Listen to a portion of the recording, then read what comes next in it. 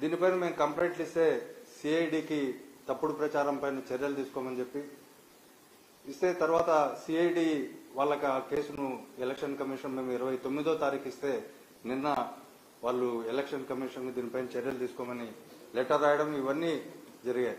అయితే ఇప్పటికీ నిస్సిగ్గుగా దీనిపైన ఈ ల్యాండ్ టైటిలింగ్ యాక్ట్ పైన, ఈ చట్టాలపైన, న్యాయస్థానాలపైన, ఈ ఎలక్షన్ల కోడ్ ఆఫ్ కాండక్ట్ పైన ఎలాంటి గౌరవం లేకపోగా దాన్ని మరింత ముందు తీసుకుపోయే దానిలో నిస్సిగ్గుగా విషం జమ్ముతున్నారు. ముఖ్యంగా ఈరోజు తెలుగుదేశానికి సపోర్ట్ చేసే కొంతమంది మాజీ ఐఏఎస్ అధికారులు వాళ్ళంతా కూడా ఈ చట్టంలో అబద్దాలు ప్రచారం చేస్తున్నారు. ఇవాళ పివి రమేష్ ట్వీట్ చేశారు, అందరు చూశారు. నేను ల్యాండ్ టైటిలింగ్ యాక్ట్ కు ప్రత్యక్ష బాధితుడిని. కృష్ణా జిల్లా విన్నకోట గ్రామంలో చనిపోయిన మా తల్లిదండ్రుల ఆస్తులను, పట్టాభూములను మ్యూటేషన్ చేసేందుకు రెవెన్యూ అధికారులు నిరాకరించారు. నా అభ్యర్థనను ఎంఆర్ఓ కూడా నా దరఖాస్తును తిరస్కరించారని ఇంత నిస్సిగ్గుగా ఒక ట్వీట్ చేయడం జరిగింది. ఈ ట్వీట్ లో ఇప్పుడు ప్రధానంగా ఏంటంటే ల్యాండ్ టైటిలింగ్ యాక్ట్ అమల్లోకి రాలే. తర్వాత section 4 of the AP land titling act ఏం చెప్తాదో ఒకసారి చెప్తా. The state government May by A notification order establishment of a system of title registration of immovable properties in such areas as may be specified in such notification. ఇది సమగ్ర భూ survey complete అయిన తర్వాత ఏరియాల వారీగా ఈ చట్టాన్ని ఇంప్లిమెంట్ చేసే దశలో అక్కడ టైటిల్ రిజిస్ట్రేషన్ అథారిటీని నోటిఫికేషన్ ఇచ్చి గవర్నమెంట్ గెజెట్ నోటిఫికేషన్ ద్వారా ప్రకటన ఇచ్చి దాని తర్వాతనే టైటిల్ రిజిస్టర్ను అపాయింట్ చేసి తద్వారా చర్యలు తీసుకుంటారు. కానీ ఇంతవరకు సెక్షన్ 4 ప్రకారం ఎక్కడా నోటిఫికేషన్ ఇలా, ఇంకా సమగ్ర భూ సర్వే కంప్లీట్ కాలే.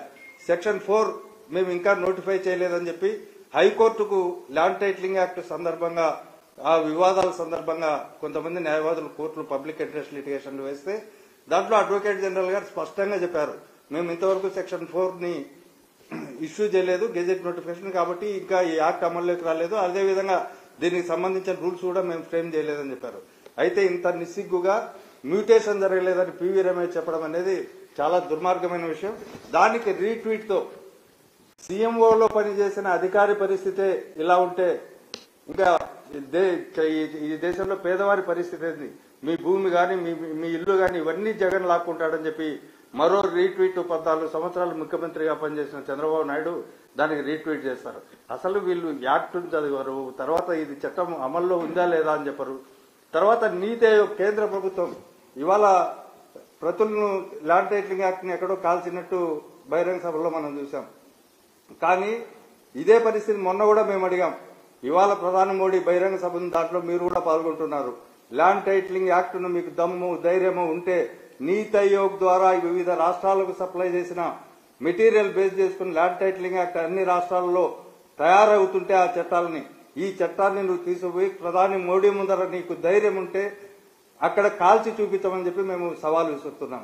అవన్నీ ఏమీ లేకుండా నీకు నిమ్మగడ్డ రమేష్, పివి రమేష్ ఇలాంటి తెలుగుదేశానికి సపోర్ట్ చేసే ఎన్ఆర్ఐలను వీళ్ళందరినీ గ్రామాల్లోకి పంపి ఈ చట్టానికి వ్యతిరేకంగా మీరు ప్రచారం చేయండి అని చెప్పి నిస్సిగ్గుగా చేసి ప్రజలను భయోత్పాతాలను క్రియేట్ చేసి తద్వారా మీరు రాజకీయ లబ్ధి పొందాలనుకోవడం చాలా దుర్మార్గమైన విషయం. ఇవన్నీ తెలివైన ప్రజలు, ఇప్పుడు సోషల్ మీడియా ఉంది, తెలివైన ప్రజలు ఎవరు నమ్మరు.